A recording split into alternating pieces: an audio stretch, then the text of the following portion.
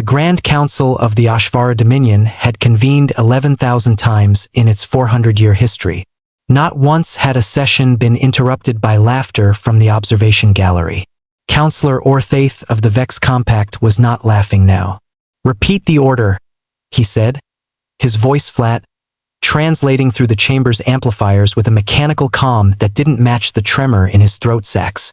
The junior fleet officer standing at the center dais straightened his uniform. "Fleet Admiral Doskel has authorized a full punitive strike against the third planet of the Sol system. Designation, Earth. Population, approximately 8 billion. The order was issued 4 hours ago. Fleet elements are already inbound." Silence. Then chaos. 8 billion. Councillor Ren Ashari of the Pharaoh cluster rose so fast her chair spun away behind her.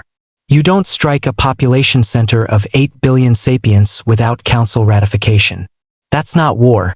That's a war crime tribunal waiting to happen." "Admiral Doskel filed for emergency authorization under Article 9, the officer said. "Self-defense clause. He claims the humans destroyed the Vandris, a compact cruiser, without provocation." "Without provocation," Orthaith repeated, and this time the laughter did come, bitter and short. "The Vandris was raiding an unarmed human colony ship. I've seen the sensor logs. I requested them the moment I heard Doskel was moving on Sol." He gestured, and the chamber's central hologram flickered to life. A boxy, unarmed transport vessel, humanity's early interstellar colony ship Horizon's Reach, drifting in the dark between systems, 300 civilians aboard, bound for a marginal exoplanet nobody else wanted. Then the compact cruiser dropped out of slipspace behind it, weapons hot, demanding surrender of all technology and biological specimens of interest. "They fired first," Orthaith said. "The Vandris fired first. And when the Horizon's Reach, a ship with exactly one defensive railgun, installed as an afterthought because humans are apparently constitutionally incapable of leaving a ship unarmed even when it's a bus, returned fire, it got lucky. One shot. Center mass. The Vandris broke in half." "One shot," Councillor Ashari said slowly. "One shot," Orthaith confirmed.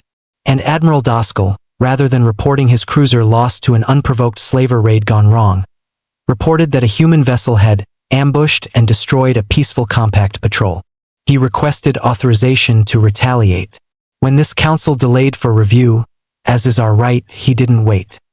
He's moving 40 warships on an inhabited world of 8 billion people to cover up the fact that his own crew got caught red-handed running an illegal harvesting operation. The chamber erupted again. Councillor Vashti Orun of the Kethran Assembly slammed both fists on her podium. Recall him now." "We tried," the officer said quietly. "Admiral Doskel has gone dark. He's not receiving council transmissions. He believes that once Sol is glassed, there will be no one left to contradict his report." 2 light-years away, in the war room buried under the Colorado Rockies, General Rebecca Hayes was not thinking about council politics. She was thinking about the 40 red icons crawling across the tactical display, and the fact that Earth had, at absolute best estimate, 6 hours before the lead elements arrived. "Talk to me," she said. Colonel Ethan Cole didn't look up from his console. "Confirmed. 41 hostile signatures, heavy cruiser configuration, decelerating from slipspace vector. ETA to weapons range, 5 hours, 50 minutes. They are not slowing down to talk, General. This isn't a diplomatic approach pattern. And our friend, Ambassador Sanao, is still holding the line with the council, but she says it's chaos up there. Half of them didn't even know Doskel had moved until we told them." Cole finally looked up. "Ma'am, for what it's worth, she believes us. She saw the sensor data from the Horizon's Reach. She knows we didn't start this. Belief doesn't stop 40 cruisers." Hayes turned to the wall of monitors, where Earth's assembled defense command watched her in grim silence.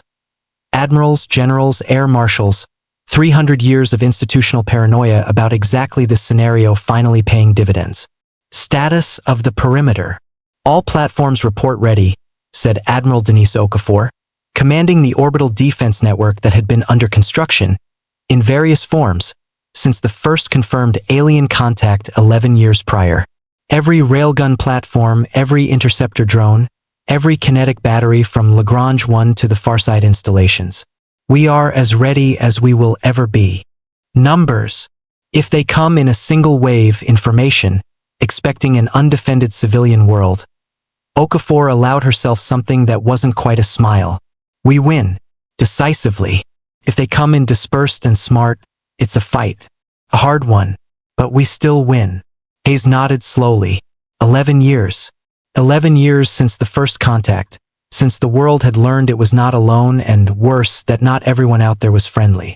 11 years of a species that had spent its entire history building weapons to point at each other, suddenly discovering it had a much better use for that expertise. 11 years of orbital shipyards, deep strike batteries, and a defense doctrine built by people who had studied every invasion in human history and asked, every single time, how do we make sure this never happens to us? They think we're a farming colony, Cole said.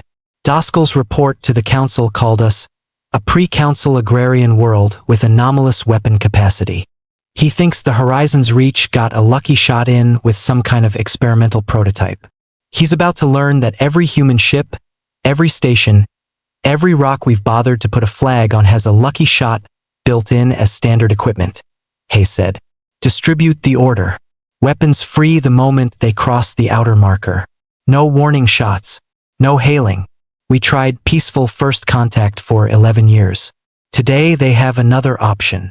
Doskel's flagship, the Ren-Cat-Hel, dropped out of slipspace at the edge of the Sol system, expecting the easy, satisfying silence of a target with no idea what was coming. Instead, space lit up like the inside of a furnace. The outer defense line, 600 autonomous railgun platforms seeded through the asteroid belt over a decade of quiet, patient construction, opened fire within 11 seconds of the fleet's arrival. Not at the flagship.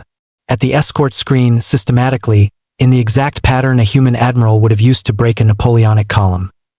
Hit the edges first, collapse the formation inward, then finish the center.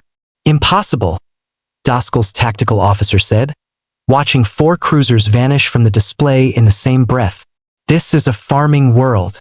Return fire, Doskel snapped. Return fire, full spread, target the Ren-Cat-Hel shuddered. Then again, a human intercept drone swarm, 300 strong, had threaded the cruiser's point defense net using firing solutions calculated by an AI that had spent a decade training on nothing but the specific singular problem of how do we kill this exact kind of ship. 90 minutes later, it was over. 31 compact cruisers destroyed. 9 crippled and surrendered. 1. Doskel's own flagship, engines dead, hull breached in 40 places, drifting silent in the dark, exactly where the Horizon's Reach had been ambushed weeks before, except now it was humanity's boarding shuttles crossing the gap. The council chamber went silent when the final report scrolled across the hologram. Counselor Orthaith read it twice before he trusted himself to speak. 41 ships, he said. 31 destroyed.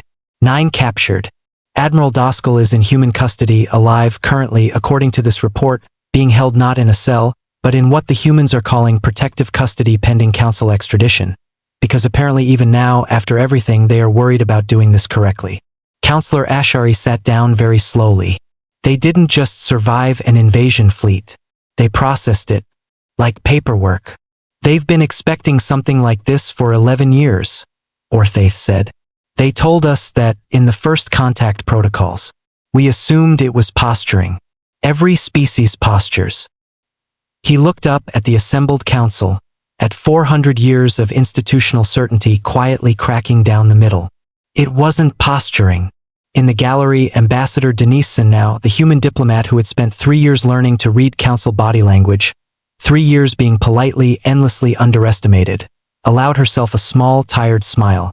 Counselors, she said, when the floor finally turned to her. On behalf of Earth, we'd like to formally request Admiral Doskel's court-martial be conducted under joint jurisdiction. We caught him. You can have the trial. Orthaith looked at her for a long moment. Ambassador, he said quietly, I don't think this council will ever underestimate your people again. Good, Sanao said. We were getting tired of it.